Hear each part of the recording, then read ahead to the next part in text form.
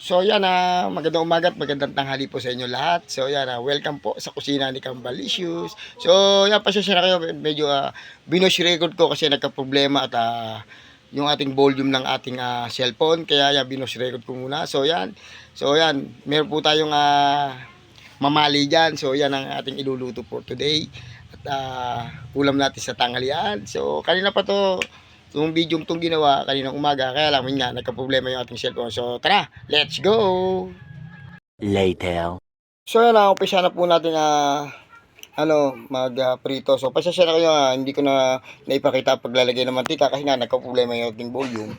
So yan, binubush record ko na lang po. So yan, so kailangan natin iprito kasi itong islang to. Ito ay mamali or maya-maya kasi malasas to. Kaya kailangan talaga hugasan at iprito po natin bago natin gawing pangsigang. Yun yung ating menu for today. Kaya maraming salamat po. Yan hindi ko na nakikitang binaligtad. So yan, hanguin na po natin itong ating nakasalang na isda at mag-uumpisa na po tayong magsalang ng pangsigang. Maraming salamat po. So yan mga Kambalisyo, sa hugas bigas po ang ating gagamitin sa ating sinigang na mamali. So yan, lagyan natin ating sibuyas. At takpan muna natin. Patis. Para magkalasa na po siya. Iligay na po natin ang ating isda.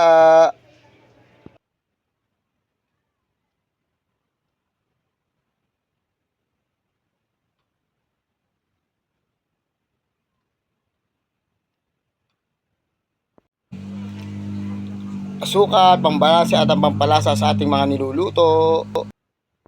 Okra. So yan, ang gagamitin natin dito dalawang klase lang na gulay. So yan mga Kambalisyo, ilagay na po natin yung ating pampaasim sa ating sinigang na mamali. So yan mga Kambalisyo, sa natin kumuluya. So ilagay na po natin ang ating kangkong mga Kambalisyo. Madali lang po yung maluto, i-half cook lang po natin yan. Kaya dalawang klase lang po ang ating ilalagay na gulay para mamaya at bukas may pang-ulam na po tayo. May talong pang-torta natin mamaya at bukas. Later. Okay na po ang ating ulam for today. Tikiman time! So mga Kambalisyo, tikman po na natin yung ating sinigang sa mamali. Yan, okay na po. Ayos na po sa akin ang lasa. Siguradong ayos na rin po sa inyo yan. Maraming salamat po. Ready to serve na po ang ating ulam for today sa ating tanghalian.